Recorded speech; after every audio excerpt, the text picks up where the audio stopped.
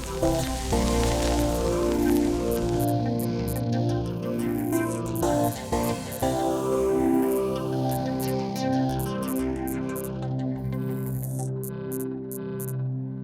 Hello, welcome on the Barricades. This is your Eastern European podcast discussing things related to Eastern Europe, but also about international affairs and things happening around the world.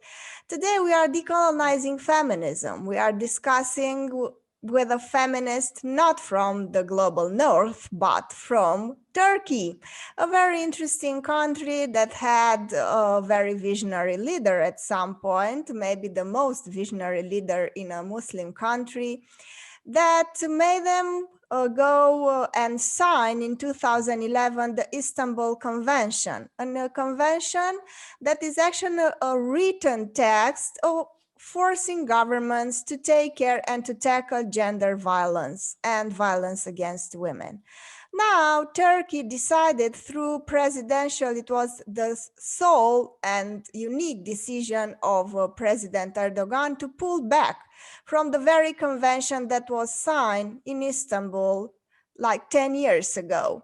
We have here Irem Kayıkçı, who is a brave feminist from Turkey and who works in a feminist organization. First of all, Irem, please tell us more about yourself and your organization and what it's like to be a feminist in Turkey.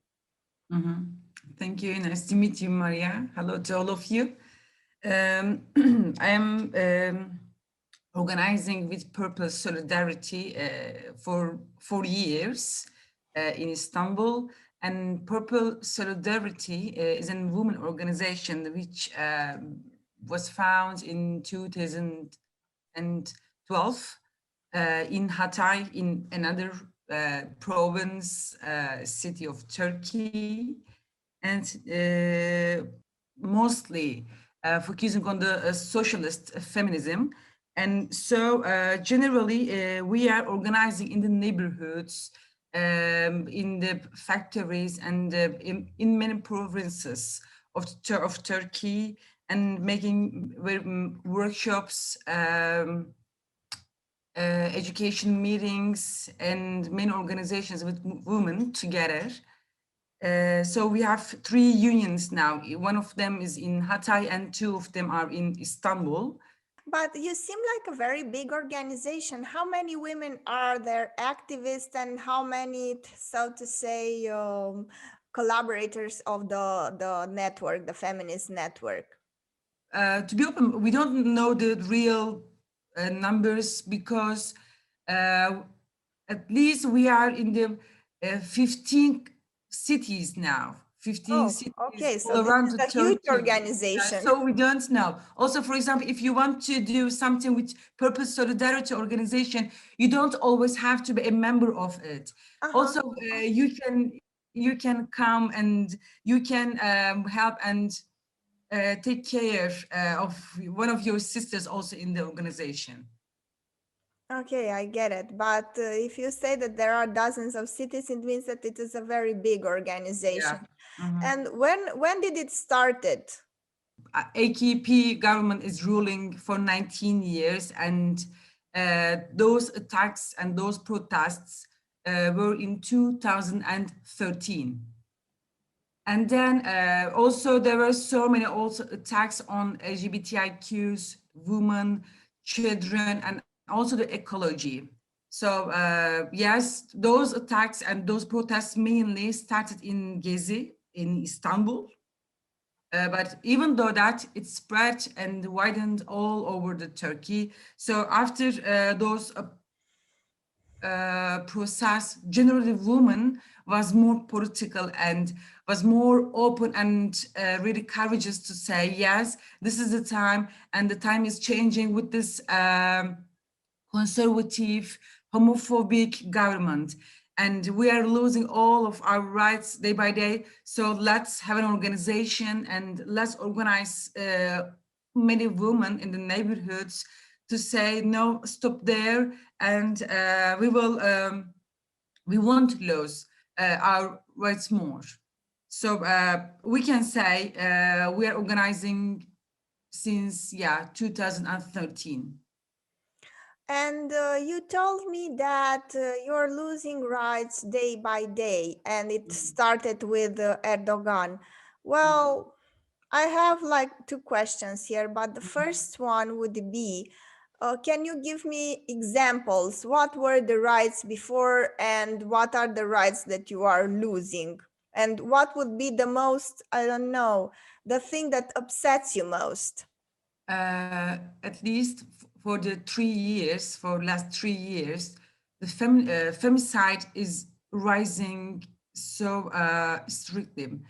For example, last year, in 2020, at least 400 women were killed by men. Men killed the woman, at least 400 women. Those numbers are rising day by day. Also, this is one of the most important things for us, because really we are struggling. We are struggling to survive, to live for a long time. And well, one of the most important things after this government is the perpetrators and those who kill women are released. This is the problem. Yeah, this is the problem, because the male-dominated judgments, and also those judgments are the AKP's dependent judiciary, the ruling party. I mean, the coalition party, the coalition government, because after those policies which against the women, LGBTIQs, and also they want, for example, to get married to children in early ages. So they changed so many articles and laws in last 10 years.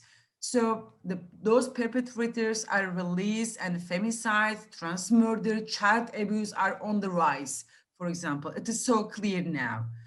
And crimes and threats against women and LGBTIs on social media, for example, have increased. And for example, they can say that, and they can give example also on the internet. For example,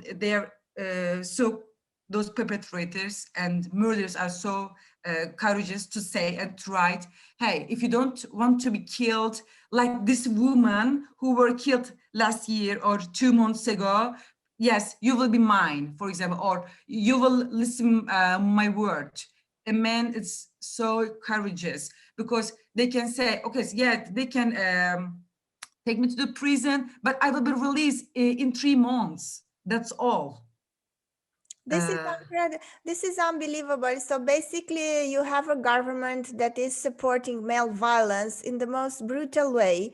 And you have a government that is basically saying to murderers, but not all sorts of murderers, but those who murder women, that they can get a pass, a free pass. And probably they wanted, this is my speculation, but probably they wanted to pull back from the Istanbul Convention, because the convention has a very interesting, positive, and very good part where it forces governments to collect data on domestic violence. And probably this is my speculation, but probably this is the main reason why they wanted to pull back, so that the people and the whole world would not be able to see how many women are killed in Turkey.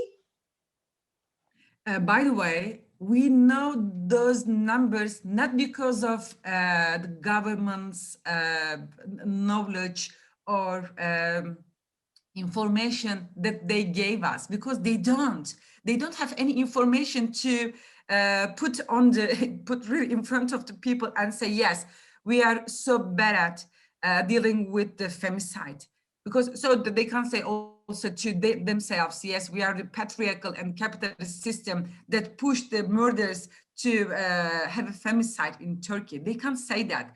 We have those numbers thanks to the women organizations in Turkey. We are collecting the numbers.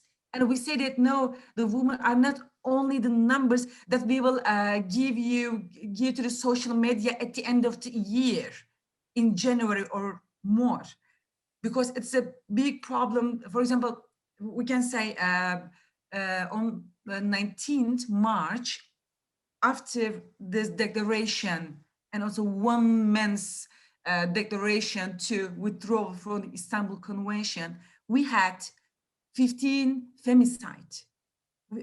Today, yes, today is only 12th. We have on the 12th, they passed after this declaration, and at least 15 femicide. So it is so related. So you can't say, okay, yeah, we have a problem. So sorry for the femicide, but we can read it because you don't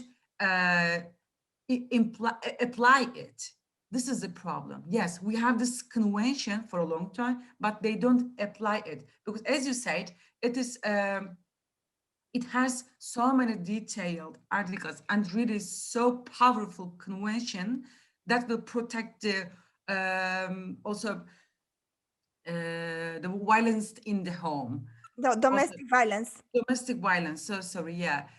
But they say that. Yeah, okay, we will change this.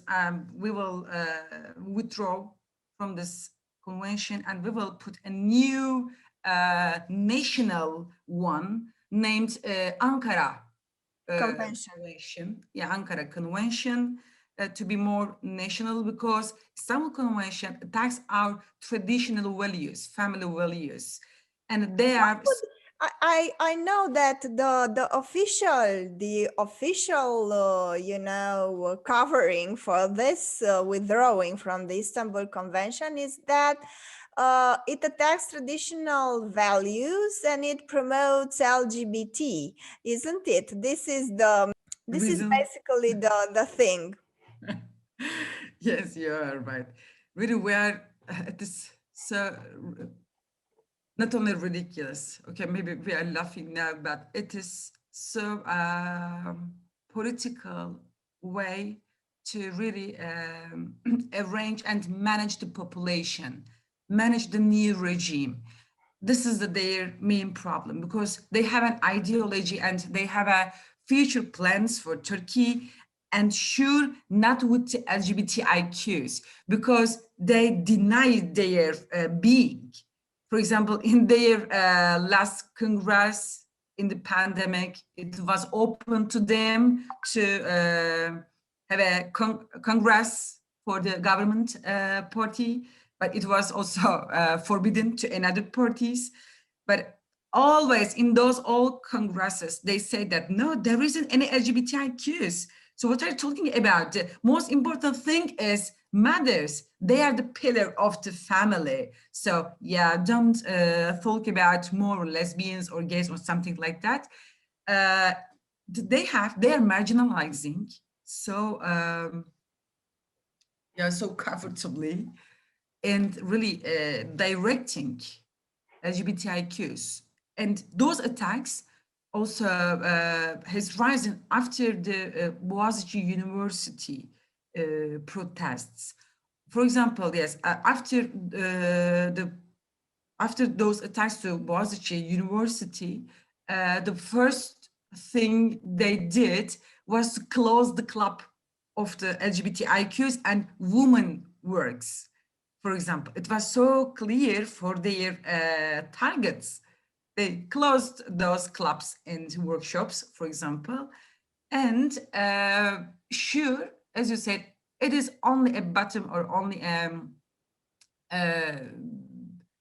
only one of the reasons they can say, or something like that, because they're relating for the fourth article of the Istanbul Convention. But this article says that, yes, it doesn't matter their gender, their sex, their religion, their thing.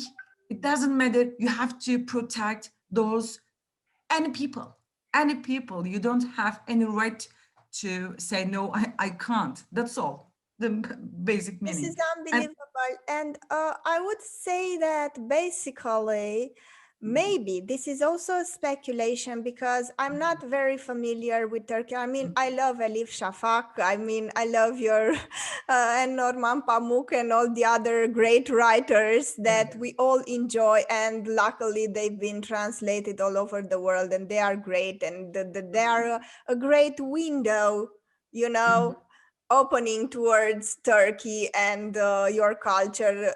But I would suspect that maybe, just maybe, the economic situation is so bad that maybe the government is using this to give man a scapegoat. I mean, do not look at us who are taking bad measurements and are going to throw the economy into chaos. Just go home and beat your wife. I mean, they are giving them some sort of scapegoat, some sort of, feel good medicine. I mean, you have no power as a man in economy, but you can go home and beat your wife, and that's okay with us.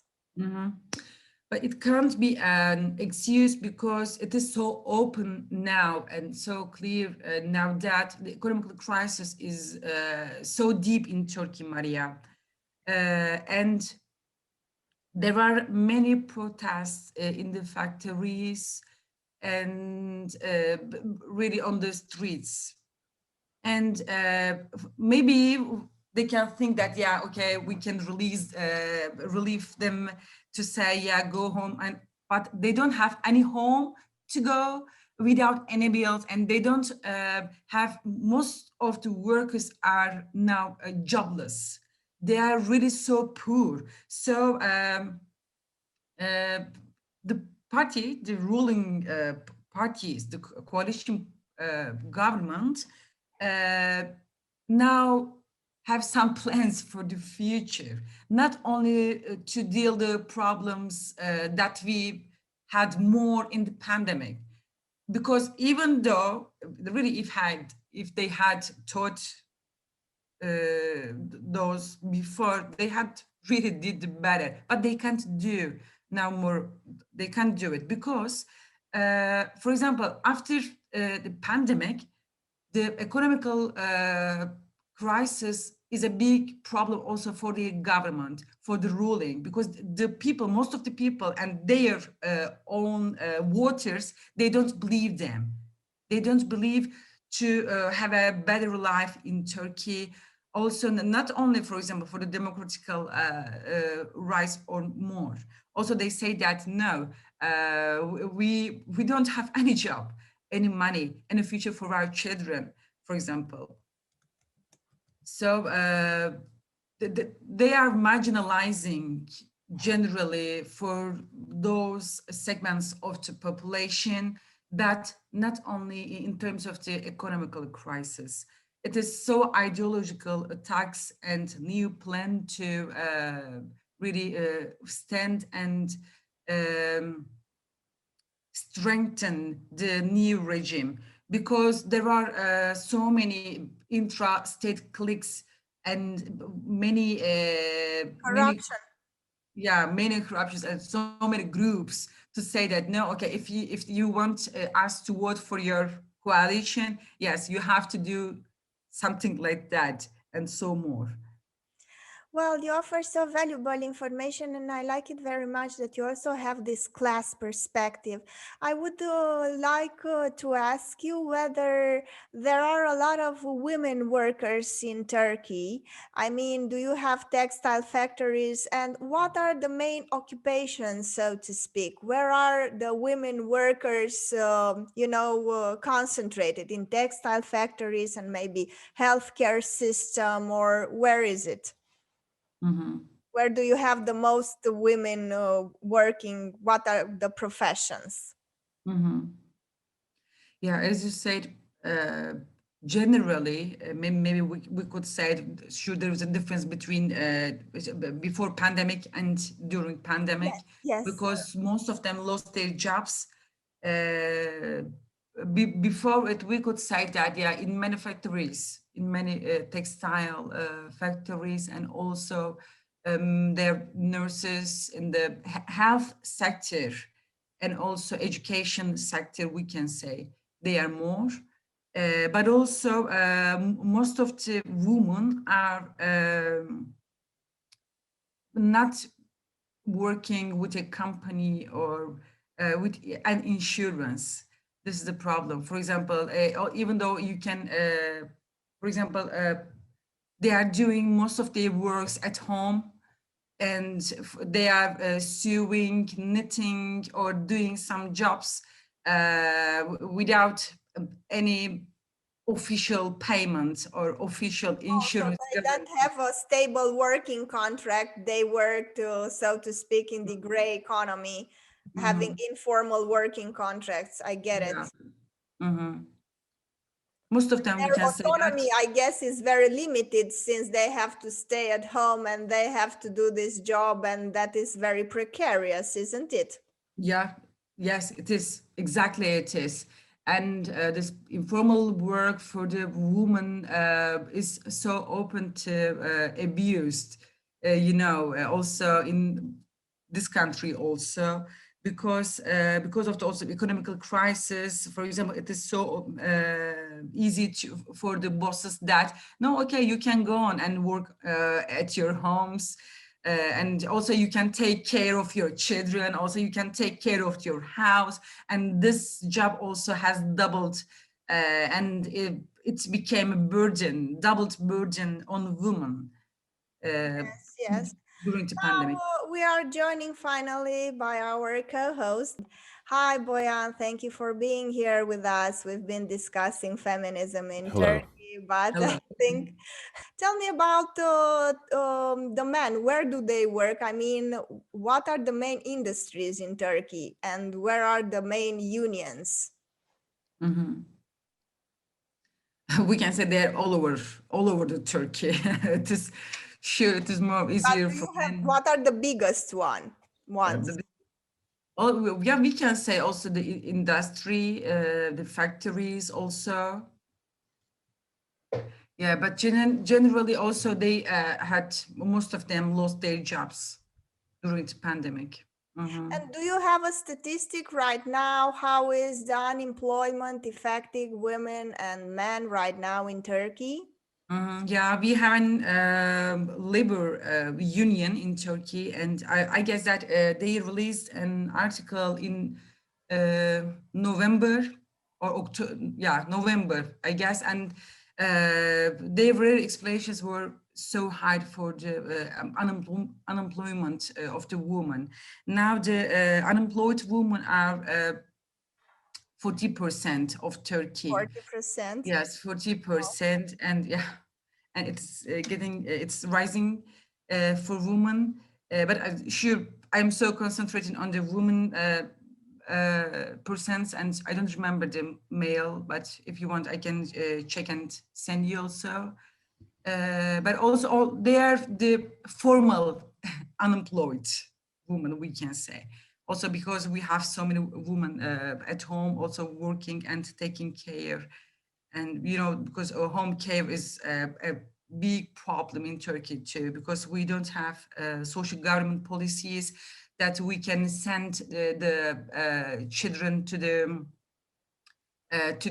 not schools, kindergartens, kindergartens and more. And also for the health system, also we had so many problems. They were really so proud of their health system for a long time. For example, they said, yeah, because we have solved many problems after we have came to the ruling. And now the pandemic has also shown that how couldn't they manage? And because also the vaccinations are a big problem in Turkey now. We are having the third wave of pandemic, COVID-19 now, and the cases are, as I remember, 37,000. So Yeah, that's a huge maybe number. I draw really maybe a depressed line, but we can talk about it. Even though that, for example, even though the general situation is going worse, also, for example, to LGBTIQs, to women, to children, to workers, to Alevis, to Kurdish people, it doesn't for those public segments, because they are getting close from now on, because the government doesn't have any chance except attacking from now on. They can't say that, okay, yeah, we are going to be a democratical government, and yeah, you can use their rights. Okay, you are free, and yeah, they can't say this. Yeah, I will turn now to Bayan. Maybe he has questions. I have tons. I mean, I would still spend the whole day with you because I'm so curious about what happens there. And I think it's a very good place to be a feminist, where it's vital to be a feminist. So I congratulate you for that. And then I will turn to Bayan. Maybe he has something to Thank you, Maria. I'm kind of wondering, is this a process that is part of the, of some kind of ongoing historical development, or is this something new? I mean, this violence against women that is in place right now, with the statistics that Maria just quoted, is this something that is a relatively modern phenomenon, or is this something that is a natural development of patriarchy with Turkish characteristics, so to say? It is sure not normal.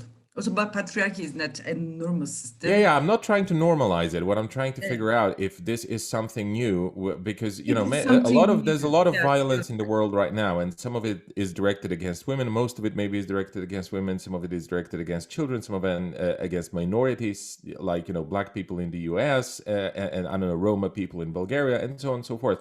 I'm just wondering, whether this wave of violence against women in Turkey is now related to the drastic worsening of the conditions that people live in, growing frustration, insecurity, and so on and so forth, which provokes violence. And I'm not condoning the violence, I'm not excusing the violence. I'm just wondering whether that's the premise, or whether that's the starting point for this wave, or whether it's rather something that, regardless of the crisis that we're in, regardless of all the objective factors, has been in place anyway, because it's just a natural development of the situation, social-cultural situation in Turkey. And, from what I know, I'm, a far cry from being an expert, but from what I know, the situation of women in Turkey has never been, great in comparison to, European standards, if this could be compared. Mm-hmm. Yeah, but as you said before, it is related to the crisis that we have all over the sections. For example, also related to the also ecological crisis, also the economical crisis. Sure, they are related, but most related thing is it is related to the government policies, homophobic, women, they are marginalizing, conservative policies, and they it is so ideological. Sure, they didn't say and they didn't apply those policies before 15 years or 19 years when they just came. But the situation has just changed, and also we are having this economic crisis for at least 5 years or so, and they want to consolidate also their voters and women, especially women, to have a future for this. Their own family, their own women, their own children style. So these attacks are rise.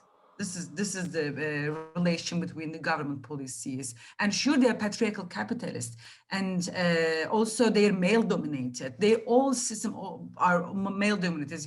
Maybe also you are knowing and reading for the Turkey, and. We don't have any separate system now for the judiciary, for the ruling, for the parliament.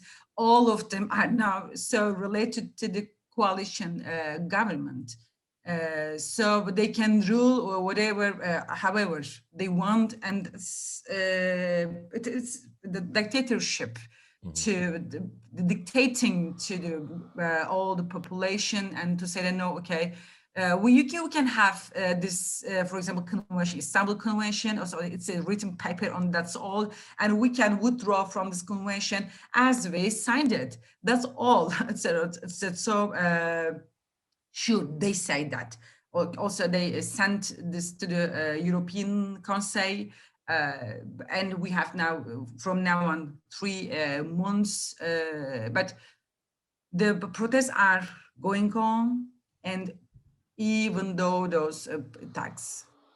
Yeah, Well, exactly. Yeah, sorry, please go ahead. Well, I just wanted to ask you because I have a friend, somebody who emigrated with her parents to Turkey and then came back, and she gave me the number of a feminist, and I knew that Turkish feminist was at a protest, and I called her because I wanted to get an interview, and male voice answered, and I was so afraid that maybe she got arrested. And now I'm going to ask you, is this a real threat? Because I know Elif Shafak, who is a wonderful writer, feminist from Turkey, had to flee the country because a lot of important political figures, feminists and activists, were actually jailed, imprisoned. Aren't you afraid that something like that might happen to you or other leaders of your movement? Mm-hmm. Yeah. So they are building new prisons. So congratulations for them. But sure, we don't fear because you are if we will talk about women movement and sure the feminism in Turkey and those attacks, we are surviving.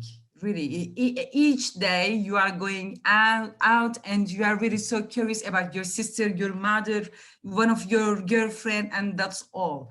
Because you know that, yeah, for example, you will one of the men will attack you and you will go to the, for example, police officer, and they will say, okay, maybe they won't give you sign a paper, or you will go to a doctor. Also, maybe he won't care. Also, you will have this paper from the doctor and go to the police officer, and they won't protect you from the abuser or perpetrator. Even all of that. So we say that, yeah, the problem is they don't apply it.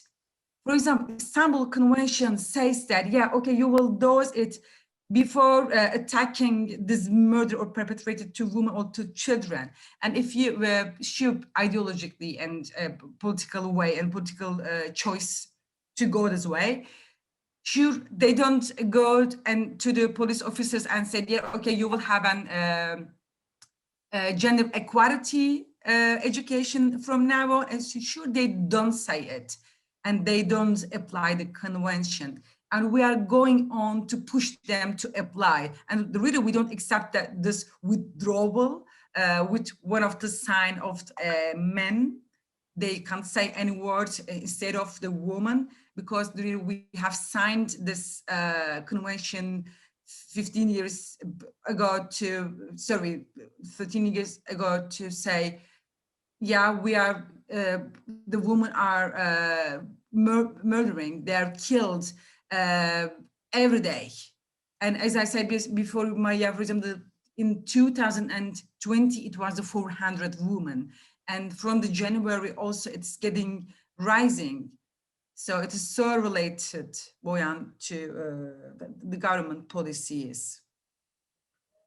Yeah, I wonder, like, because the government policies, they're obviously, hideous, and you can pretty much see the the nature, okay, of the government and of its policies, and that it definitely wants to establish some kind of, well, I don't want to say theocracy, because it's not probably not their goal, but it's something approaching it in a way. They want to have something in the middle between some sort of parliamentary capitalist democracy and something like theocratic regime, okay, something in between that. And I think that the most important point for me that you just made was that, look, Istanbul Convention is just a piece of paper. I mean, we could have great documents, and we could have treaties defending women and all kinds of rights of oppressed groups and so on and so forth.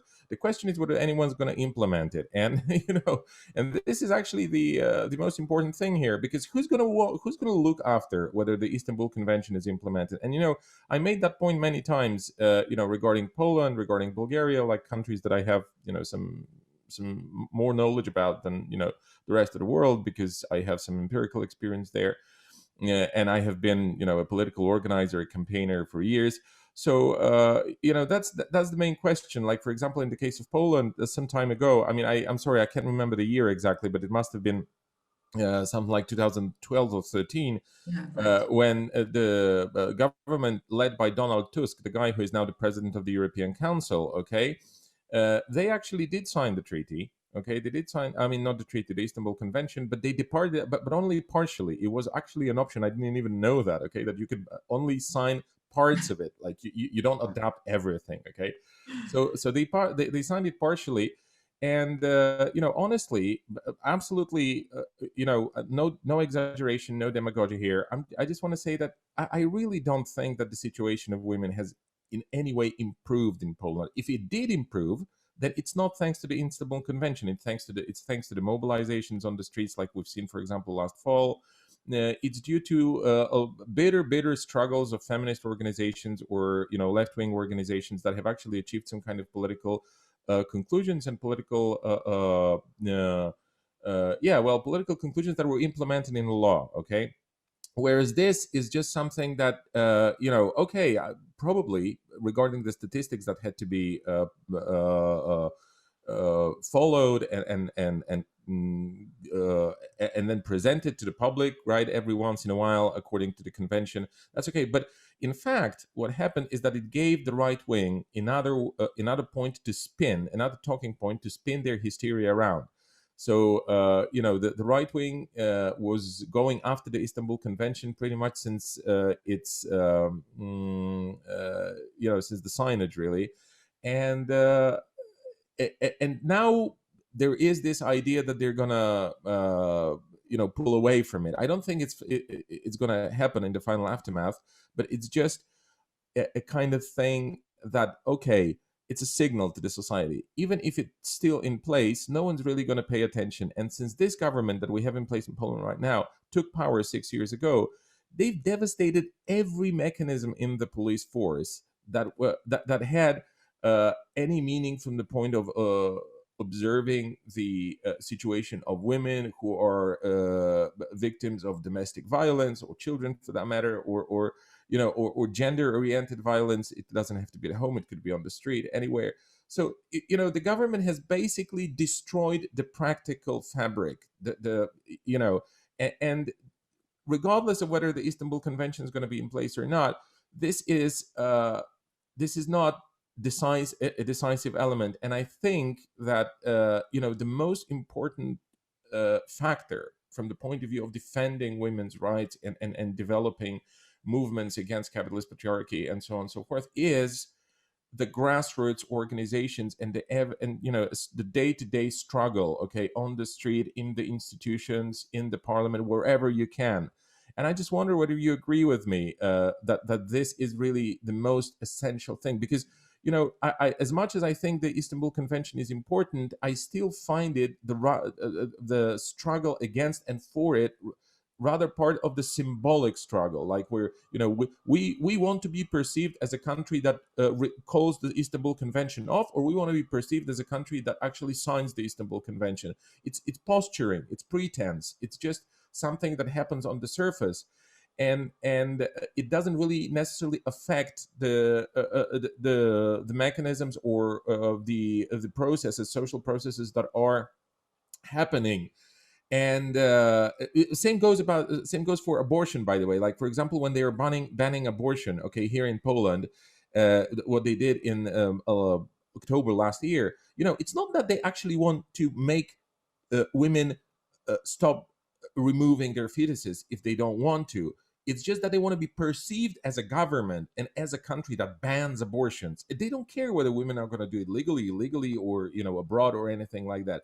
It's just a matter of how they posture and what is the what is the reason for for that posturing, like how they want to be perceived.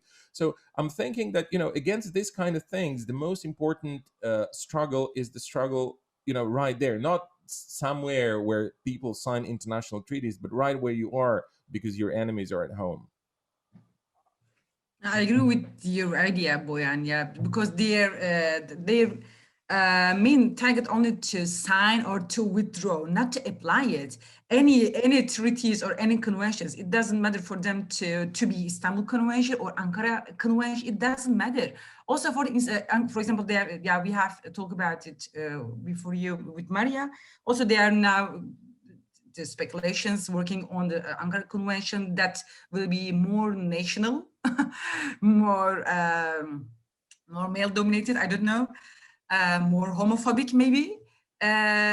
Sure, more homophobic, but they are only studying and talking about who will sign, when we will withdraw, but anything to apply for the police officer, for the education, for the health sector, or for the cops. It doesn't matter for them because they are male dominated, they are patriarchal. So they want, by the way, I agree with this idea for the grassroots. The most important thing to push the governments and to say that, yeah, okay, they are our rights, and we are struggling and we are defending in any sectors, also for the laborers, for the women, for the LGBTIQs. It doesn't matter. The grassroots are the most important thing.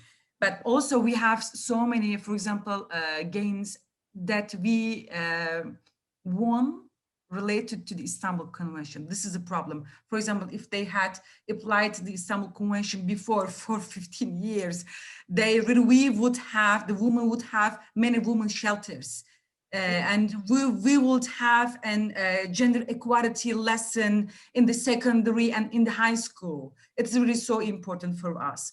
And also they had implemented this convention. Also, it is so related to the judiciary system. Also, they won't let the perpetrators and murders to go away in 3 months, for example. And also so related to the social media threats and so more. But yeah, as we said before, they don't apply it. This is the problem. For example, for last 5 years, we are also organizing so many protests and campaigns to say that apply this. This is the main campaign, because they, as I said before, there are so many related problems because they don't apply. And we said so clearly that, okay, because you didn't apply this, for example, women have paper to say, okay, the police officer will defend this woman because one man attacked him in custody, for example, attacked her. For example, police officers don't protect the woman, and also it is related to the Istanbul Convention. Well, yes, this is the main problem here, Boyan. You see, because while I agree that this is posturing, this is not also posturing. They want to frame it as a battle against depravity. They want to frame it as a battle for the traditional family, while in fact, the Istanbul Convention has very specific regulations directly targeted to governments. This is why they don't like it, because the Istanbul Convention says you have to build shelters for the victims of domestic violence. You have to collect data on domestic violence. You have to make public data on domestic violence. The government should set in place rules that would prevent gender-based violence. So this is why they don't like it, because the Istanbul Convention is a homework for the government to tackle domestic violence. And this is the main thing that they don't like, because it is a regulation and it is very well written, and it is not some sort of feel-good medicine. It is a specific document directly targeted at governments, giving them specific homeworks to do in order to tackle domestic violence. It also says that they have to make sure that their citizens are educated in in terms of discrimination, in terms of what it does and what it means. So you see, it is a problem for them, and it is a very good document, and it is a starting point, because it is not targeted to some sort of abstract, thinking. It is directly targeted to governments. And my intuition, I don't know if you agree, this is a question for both of you, that it is this point that governments do not like. They don't want to invest in protecting their female citizens, okay? They don't want to protect us, and they don't want to invest, and they don't want to assume this very difficult task of protecting us, basically. I'm not sure. I'm not sure whether I actually think that they don't like the Istanbul Convention. I mean, the powers that be in Poland, that they don't like the Istanbul Convention because it actually puts some obligations on their shoulders to, make statistical compilations and maybe build some shelters. Of course, they don't like to do that, but I'm not sure if that's the reason they don't like it. I'm actually not even sure that they don't like it. I don't think they would have had any major problem doing that if, I don't know, some right-wing organization, for example, suggested that and dressed it up as if it's for the family or something like this. I think that in general, they have an indifferent attitude towards the document itself. It's just that they can use it in their propaganda to, spin around another hysteria. And because it became fashionable in the right-wing circles, and because it became a trend among those that are largely referred to as right-wing populists, through in Europe and outside Europe, I think that this in Romania we got I think that this is just the reason why it's not being properly implemented and stuff like that. And then on the other hand, I just want to say that the document, I agree that the document is in general, I think is a piece of legislation that definitely deserves to be signed and implemented. But the question of the implementation is rather crucial here, because you can have a government that has signed the convention and then the government that does not obey the document that it signed or its predecessor signed. So I think that the problem here is not so much that they don't like the document, but the problem is rather that there's an ongoing right-wing hysteria pretty much all over the world, or at least pretty much all over the global north. And anything that falls into their hands that has a point in it that could be artificially blown out of proportion and said that it's against the family, against traditions, against anything, this is of course bullshit, because anyone who understands family, anyone who has everybody has a family basically, then everybody understands that what's destructive for the family is violence, is the kind of pathologies that the Istanbul Convention is trying to tackle in one way or another. Okay, so the Istanbul Convention does not in any way prevent the family from developing or functioning. Okay, it doesn't do anything to the family. What it could potentially do, if it's properly implemented, is it could take away certain pathological elements, like for example violence, right? So this is, when you look at it logically, when you look at it rationally, there is nothing in it that the right wing is talking about. The only thing that is there is, as I said previously, there's a lot of posturing, there's a lot of propagandist bombastic talk, there's a lot of hysterical kind of actions, okay, in the public sphere. that could culminate in Poland, for example, in Poland departing from that convention. Although, as I said earlier, I think it's doubtful. And I think the same process is going on in Turkey. I mean, it's just because the governments, they cannot really offer you anything in terms of your everyday life, that they're going to support you in this amid this deadly pandemic, the capitalist crisis and all the rest of it. They cannot support you. So what they're going to do is they're going to come up with another symbol, okay? And they're going to say, now we're defending the family against whatever gender things that are in the Istanbul Convention. We're going to depart from it. We're going to, and this is their field. This is where they feel well, So because you say basically this is theatrics. I'm very curious if Irem think that this is theatrics and just playing the card of the traditional family to cover up for their incompetence, basically. So what do you think, Irem? Sure, I think not so easy to say only a play, because they are having their roles so harshly.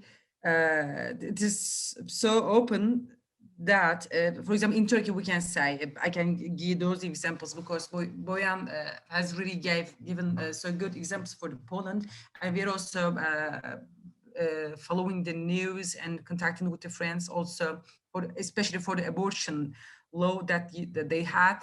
And sure, it is related with the ideological and historical background, those governments, those patriarchal capitalist governments. Also, they will attack those traditional values or family values, because they only support the heteronormative families. Should they want the children they will have as worker in the future, not the lesbian or gay families. They don't care about their love or relationships. That's all they did, and also they don't care about their rights.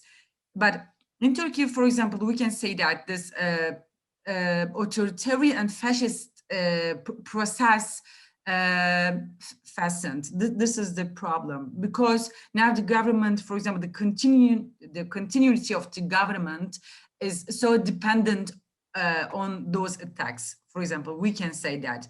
So as you said before, maybe they don't. Maybe they have this idea. Yes, okay, this convention is really so important to protect or to defend the woman, and also to stop the femicide or something like that. But it is so related to the grassroots and democratic masses.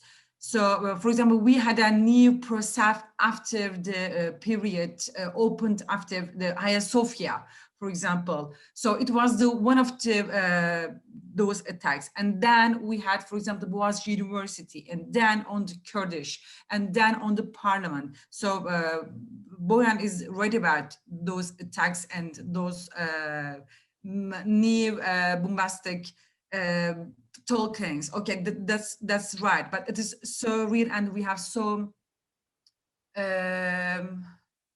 clear, really feelings in our rights. For example, because we don't have anymore this parliamentary, in Turkey, it is as if parliamentary, but it's also, for example, they are talking about an earlier election.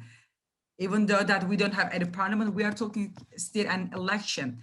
And also they are using those arguments. Okay, for example, yes, we will go on ruling, and if you want to, for example, have a more democratic and more Turkey, also you have to, for example, you should vote for us. And they don't accept it, for example, now that they will go with the ballot box. For example, they don't accept it. Normally, always, this was their argument that, yeah, okay, if one government and one ruling party, if comes with the ballot box, they will go. They have to go with the ballot box, but they know that they can't go with ballot box because they are losing. They are losing and they're melting. Their waters are melting. Those are the main reasons to attack to LGBTIQs, to women, to children, to Kurdish, to Alevis. So yeah, so you're saying basically that they are lacking the popular support, and they are covering the fact that they are going down in terms of popular support, and they are trying to cover it all up with this whole propaganda against. So tell me, but are there any opposition leaders? Are there any leftist leaders that could somehow, through a miracle, win the elections? Are you really waiting a miracle from the leftist populist leaders? Because we don't wait. We see that the grassroots and the people's movement is far really away of the leftist leaders, really, because we want more, and we are more powerful than now the leftist groups. And surely we are leftists, by the way. I am a socialist feminist, for example, but I mean, there is a crisis also we have seen in the left wing. This is the problem, and those neoliberal and new parties are the main problems. And for example, we say that they are the restoration groups, because they will only cure the capitalist government and also patriarchal government with some neoliberal policies. That's all. They don't have any good future for the also for the workers and for women. For example, for the Istanbul Convention arguments and protests, also we are still going on these arguments. We say that, yes, we have to come to side by side with the bars and also with the unions, and with so many organizations to be against together. And also, for example, we have a general strike or maybe a half-day strike or 2-hour strike together. Yeah, they will show how they are leftist from now on. Really, they are related to the really labor. Are they related to the workers or women? They will really. This is the time for us. I would say so. I have one last question. Well, I have tons, and it was a real pleasure discussing with you. Well, my last question is how imperative is it right now to wear this traditional clothing in Turkey? I mean, in the countryside, you are regarded as somehow not fit or depraved if you are not dressing in the traditional garments, and if you don't wear those veils on your face. How is the situation, and does it differ from the countryside to the cities? How is the situation right now, and do you fear that it will come a time when you will not be able to go out without the traditional clothing, or is it not that bad yet?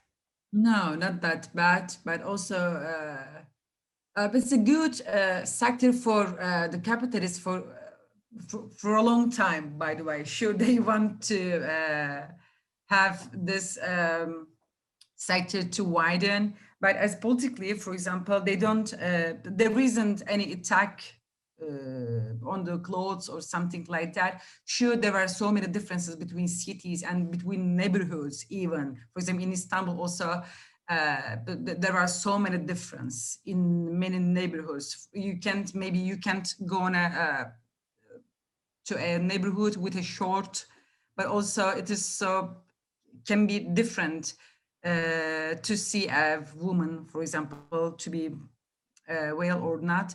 But it isn't a big problem. It isn't a problem, for example, for the women movement, by the way, because we are collaborating with anti-capitalist Muslim women for a long time, for example. It is we have a good relationship. We have a good relationship to be side by side. So Brian has something to add. No, not really. Only I just wanted to congratulate you on the popular front that you're building. That there are many organizations that join you in this struggle that you're a part of, and I think that it's really important that it happens on the ground, and that there are these grassroots organizations that, despite of the growing dictatorship, are actually putting themselves out there. And you know, I can only say that, you know, I keep my fingers crossed, and I hope things are moving forward, and I hope that all over the world, you know, we keep fighting our enemies at home, those that are more important. Well, thank you very much. I want to congratulate you also for being there fighting for all the women that are being more and more oppressed by dictatorship and a crazy government. And also, I want to congratulate you for having this grassroots perspective on feminism and taking feminism closer to women that are not in academia, that are not privileged, that are really oppressed. And big hug and thanks for being there, and keep fighting, stay healthy and keep fighting. And thank you for discussing this with us. Maybe this is only the first show. If you enjoyed it, maybe you would come another time. Thank you so much to Barricades and to you also, Maria and Boyan. It was really so enjoyable and really good to chat with you. Yes, also to thank you for your good good addings and good greetings, and also for your solidarity. It's really so important for us to see this solidarity, because I wrote in an article last week, and I said, really, I don't hear for a long time this slogan. For example, no salvation, there is no salvation alone, all together, or none of us. We will have to be all together, and we always stand side by side to be free and more powerful. Thank you so much. Thank you. Thanks.